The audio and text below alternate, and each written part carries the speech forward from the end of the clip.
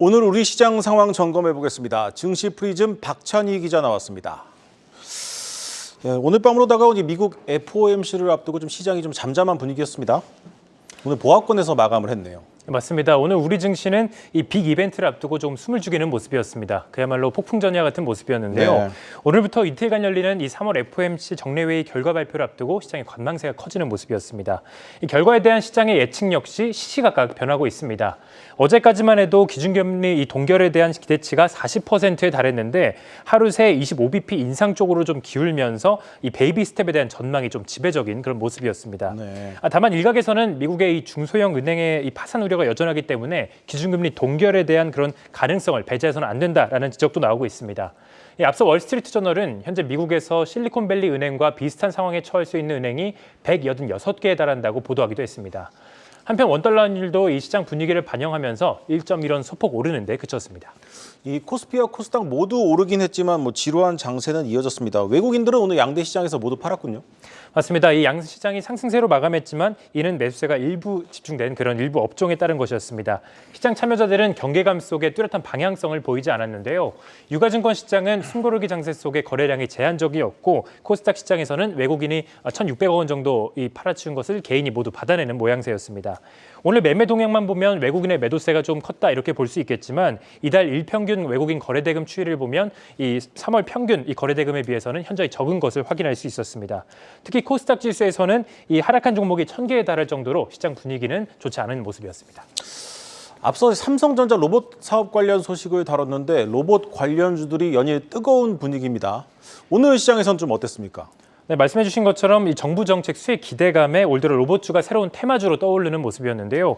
여기에 오늘 한종희 삼성전자 부회장이 로봇 사업을 신성장 동력으로 보고 이 플랫폼 구축에 들어갔다고 밝히면서 또 한 번 강세를 이어가는 모습이었습니다.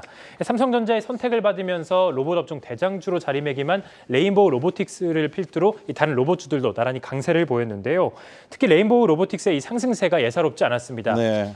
레인보우 로보틱스의 주가는 올해에만 282%나 폭등했는데요. 불과 약 80일 만에 시가총액이 4배나 불어나면서 이 코스닥 시가총액 10위권 진입을 바라보고 있습니다. 이 밖에 이 펄어비스와 SM, 이 9위와 10위와 불과 2조 2천억 원 정도 차이가 났는데요. 이 밖에 또 매수세가 집중된 업종으로는 중국 정부가 한국 게임 수입을 허가했다는 소식에 게임주도 함께 강세를 보였습니다. 이번에는 잠시 후에 다룰 뉴스인데 오늘 애플페이가 국내에 상륙을 했습니다. 그런데 오늘 관련주들은 오히려 떨어졌습니다. 재료가 좀 소멸됐다 이렇게 판단해도 되는 겁니까? 네, 이 수많은 아이폰 사용자들이 고대했던 애플페이가 마침내 국내에 상륙을 했는데요. 소문에 사고 뉴스에 팔라는 이 오래된 투자 문구가 실현되면서 관련주들은 오늘 일제히 하락하는 모습이었습니다.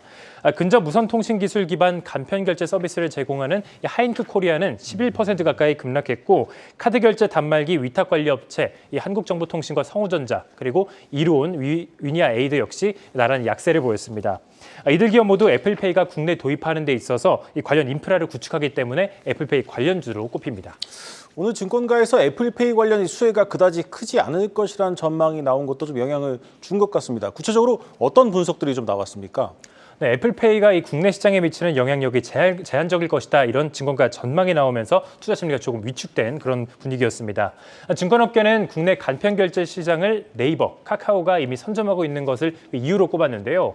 간편 결제 서비스는 서비스에서 큰 차이가 없다면 고객 이탈률이 낮은 사업군에 속하기 때문에 애플페이가 도입돼도 기존 사업자에게 미치는 영향은 매우 적을 것이다라는 설명입니다. 실제로 애플페이는 앞서 중국과 일본에서도 선도입이 됐었지만 성과는 비교적으로 좀 저조한 그런 상황이었는데요. 중국에서는 시장을 선점하고 있던 알리페이, 위챗페이에 밀렸고 아이폰 사용자가 60%에 달하는 일본에서도 페이페이 등에 밀리면서 뚜렷한 성과를 내지 못했습니다. 국내에서도 스마트폰 시장 점유율을 70%가 넘는 갤럭시의 삼성페이 시장 점유율이 네이버와 카카오에 밀리면서 25% 수준인 것을 감안했을 때 애플페이가 도입되더라도 국내 아이폰 시장 점유율을 끌어올리지 않는 이상 기존 고객들이 이탈할 요인은 작을 것으로 보입니다. 한편 애플페이 상용화를 재료 소멸로 받아들이고 이 차익 실현에 나선 점도 하락 요인으로 꼽힙니다. 실제로 오늘 낙폭이 가장 컸던 하잉크 코리아는 이 애플페이 상용화 기대감이 주가에 선반영되면서 연초 대비 60% 올랐고 그리고 한국정보통신, 성우전자도 두 자릿수 상승률을 기록한 바 있습니다. 네, 잘 들었습니다. 증시 프리즘 박찬희 기자였습니다.